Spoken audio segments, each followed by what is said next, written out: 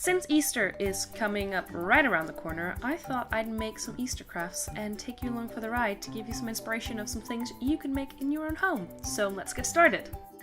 For the first craft, it is the classic of painting eggs. So what you need is some eggs to paint and some paint. You can use actual eggs, but that usually gets a little messy, so I just use styrofoam eggs. And then you just paint whatever design you want. To paint the bottom, I let it dry a little bit so I could turn it upside down and hold it, so I wouldn't get as much paint on my hands as I would otherwise.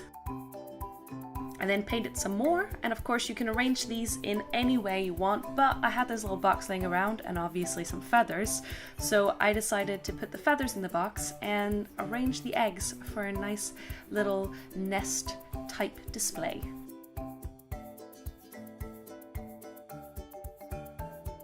The second craft is a Easter wreath. Just like for Christmas, you can have Easter wreaths, and for this, you'll need some paper, something to make the rounds for the wreaths with, something to cut things out with, and of course something to draw with, and some glue so you can stick it all together in the end. You start off by drawing your wreath pattern with your circular things, and then draw a pattern for the eggs that we'll be decorating it with. I just freehanded this one. And for the centerpiece of the wreath, I've drawn a little chicken inside an egg. So you can either do that as well or something else Eastery. Then you cut it all out. And you use your egg shape to trace a bunch of other eggs. To fill my form, I used about 20 eggs, which you then color in with whatever designs you want and cut them out. Finally, you stick it all together by gluing the eggs into the wreath form, and once the form is completely covered, you take your little chicken or whatever centerpiece you have and stick it at the bottom, and there you have it, a nice Easter wreath that's very easy to make and you can hang on your door if you want.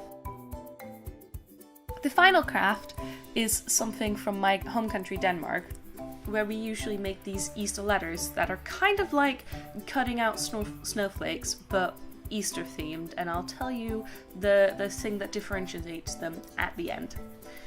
So you start by folding this piece of paper into a triangle and cut off the bottom.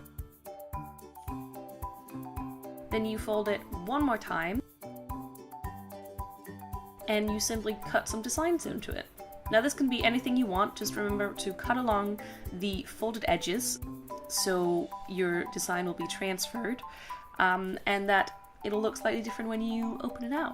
One thing I usually like to do, and is a kind of a staple of these, is cutting these little lines into it that creates this triangle design. You fold it out, and now see the triangle design I talked about, you take the triangles and you put them over each other, kind of fold them over to create this cool little pattern. And there is your finished Easter letter. But one more detail that we do is that we write this little rhyming poem inside it that has something to do with guessing your name, because what you do is that you send this letter to someone and they have to guess your name, which you've written with dots, and if they don't guess your name before Easter, they owe you an Easter egg, but if they do guess your name before Easter, you owe them an Easter egg.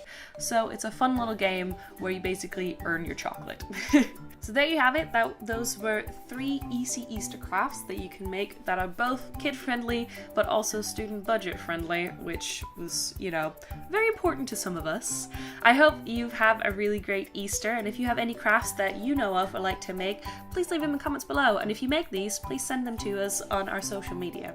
Bye!